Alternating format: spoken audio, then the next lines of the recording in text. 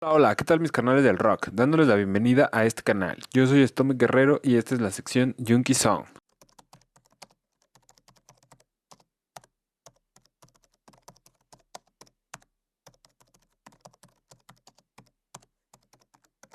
En esta ocasión traemos algunos datos importantes de la gran alma e inspiración del Deathrock, Rozz Williams.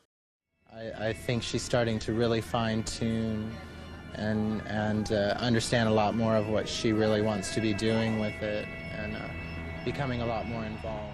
Nacido al sur de California el 6 de noviembre de 1963, Roger Alan Painter, mejor conocido como Rozz Williams, empezó a aficionarse en la música a la edad de 9 años, escuchando a David Bowie, Roxy Music, T-Rex, Alice Cooper, Iggy Pop, The New York Dolls y otros más. Él siempre supo que quería ser músico. Cuando alcanzó la adolescencia, lo atrajo la escena punk americana.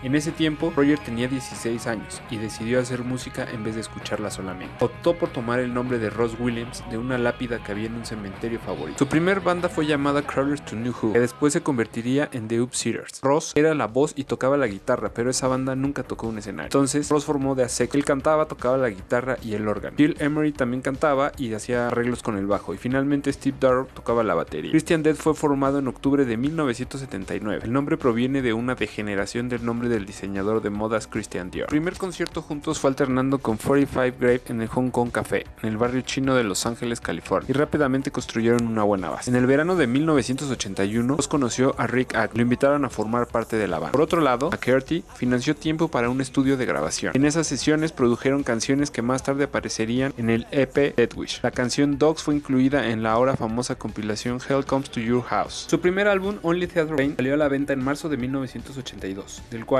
Ross diseñó la portada. El álbum fue críticamente aclamado por la prensa, pero esto causó una gran controversia. Un presentador de un programa de televisión religioso que hablaba de influencias satánicas rompió una copia del disco al aire. La presentación de Christian Death se volvió más elaborada. Ross algunas veces salía con un vestido de novia, usaba mofas de comunicación o aparecía atado a una cruz en una repromulgación de la crucifixión de Cristo. Estas extravagancias, entre otras, conducían a los grupos religiosos cristianos a quemar sus discos fuera de sus conciertos, aun cuando empezaban a censurarlos por evidente criminalidad. Rick Agnew y George Balanguet dejaron la banda a finales de 1982. En ese tiempo, cuando Ross fue invitado a tocar con Pompeii 99. Ahí conoció a Baylor Kahn y a David Glass. Discutieron la posibilidad de que Pompeii 99 y Christian Death tocaran juntos, pero para finales de 1982 Christian Death se había disuelto. Principalmente esto tenía que ver con enemistades y drogas en la banda. Para 1983, Jan Fancy quería que Christian Death promocionara el disco en Europa. Ross, sin una banda en ese entonces, aceptó unirse con Pompeii 99. Él quería que se llamara Dacus Carota. Este nombre es tomado de un personaje de un libro llamado The Drug Experience, aunque Baylor se sentía mejor usando el nombre de Christian Death. Ross sería la voz y Baylor la guitarra, Ethan Demon teclados y coros, David Glass batería y Constant Smith en el bajo. Así completaban la banda. Dieron conciertos alrededor de Los Ángeles en clubs como The Roxy y Fender's Ballroom. En otoño de 1984 la banda regresa a América y graba Ashes. Ross tenía el deseo de hacer otros proyectos experimentales antes de trabajar con la banda de rock convencional que Baylor quería, así que decidió dejar Christian Death durante una gira en Italia de 1986. Telefoneó a Gitan y le dijo: no puedo hacerlo más, me voy. Cuando Ross dejó Christian Death, se unió con Chuck Collis. Ross hizo hacer música otra vez y con Chuck revivió Premature Ejaculation. En 1987, Ross y Eva se mudaron a San Francisco, se casaron. Fue ahí donde formaron una nueva banda a la que llamarían Shadow Project. El nombre de Shadow Project fue tomado de las pruebas de Hiroshima después de la bomba nuclear, la cual dejó impresiones de sombras en cuerpos. En 1992, Ross grabó su primer disco de poesía, Every King a Bastard Son. El disco de Shrine de Dacus Carota fue grabado en enero de 1994. Ross fue encontrado ahorcado el 1 de abril de 1998. Fue descubierto por Ryan, su compañero en su departamento al oeste de Hollywood. No dejó nota de suicidio y no se sabe por qué Ross se quitó la vida. Es sabido que su alcoholismo se había agravado muchísimo, pero como su adicción a las drogas, siempre había manejado sus problemas físicos y emocionales muy bien. Muchos de sus amigos dicen que la fecha de su muerte tenía un significado profundamente personal para Ross. Hubo una conmemoración en el Ray Theater poco después de su muerte y un pequeño grupo de familiares y amigos que propusieron sus cenizas a la tierra del Runyon Canyon. El último proyecto en el que Ross estaba envuelto es un film llamado Pig, el cual salió a principios de 1999. A continuación les dejaré un fragmento.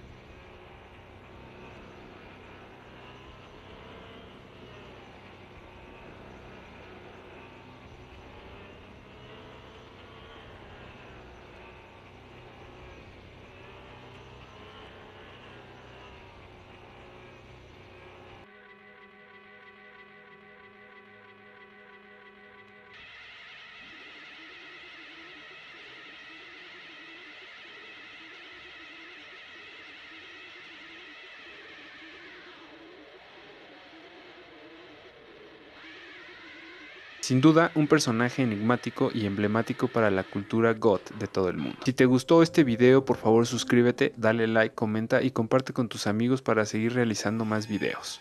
Gracias.